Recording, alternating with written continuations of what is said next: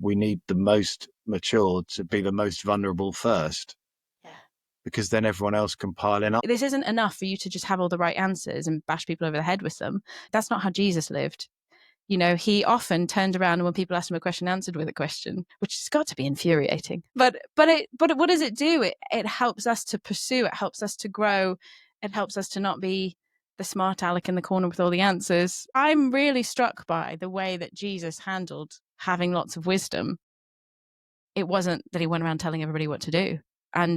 But I grew up with a Christianity that was much more along those lines of like, here's the answers, here's what you do, and you're better than everybody else if you can follow all the rules. And I wonder if that's where some of all this guilt as Christians comes from. It's like, I feel like I know what I should be doing and I can't do it.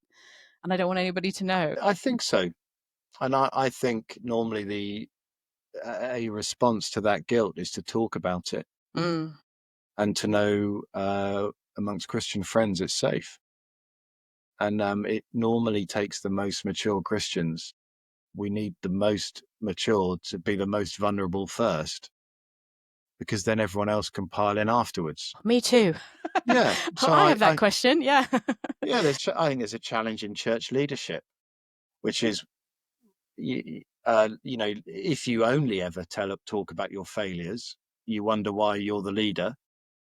But I do think in family life, most of our churches assume that our church leaders are perfect parents, and that makes it harder to have honest conversations. Well, it makes it hard on church leaders' kids as well. Yeah, and that's a very well proven situation, isn't it? Yeah.